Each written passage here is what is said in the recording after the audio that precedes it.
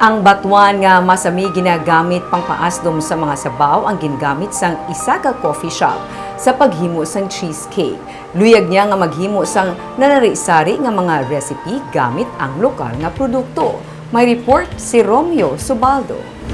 Sinublang magunahuna nga ang batuan pwede mangin ingredient sa cheesecake. Inang napinsaran nga recipe sang anay barista nga si Johnny Hava sa isa ka kilala nga coffee shop sadto nga iserve sa iya sini nga coffee shop sa Silay City.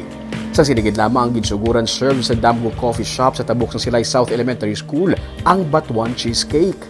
2019 sa ginsuguran niya ang iya nga coffee shop. Halos tanan kuno nga mga ginaserve niya nga mga pagkaon kag kape gikan sa local coffee farmers kag local producers. Gani nagpaminsar man siya sa pamaagi nga magamit ang mga prutas o kun mga utan nga may ara sa Negros sa iya sini nga mga pagkaon nga ginaserve. Ang paghimo kuno abis ang cheesecake masami ginaparisan sa mga ulo-aslom nga prutas gani napinsaran niya nga testingan ang batuan. Total, hindi man mabudlay pangitaon ang batuan sa Negros. Then we talk about making two different flavors or more in harmony. So, ang batuan cheesecake, when you make cheesecake, you need something sour. Correct. So, like with the strawberry cheesecake. So, we have batuan. It's a fruit. And it's always available. Kalabanan sa mga customer niya nag-order out of curiosity kay natingala kung paano mahimo nga cake ang batuan pero nalipay siya kay ilaman ini nga nauyunan. Most of the time it's they buy it out of curiosity and then they love it. Wow.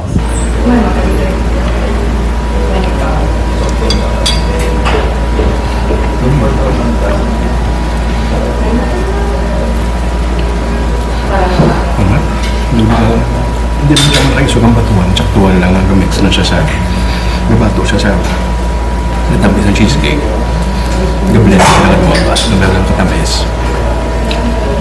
Magluwa sa cheesecake, may batuan ice cream man siya pero seasonal lang.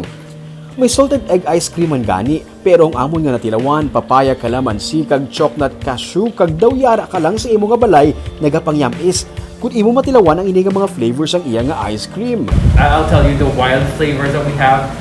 Salted egg nga ice cream. Huh? Yeah. So, very interesting nga flavor, like something sharp and sweet.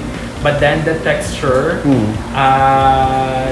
it's just mind-blowing. And then we also have the spicy tamarind. And then we also have, batuan.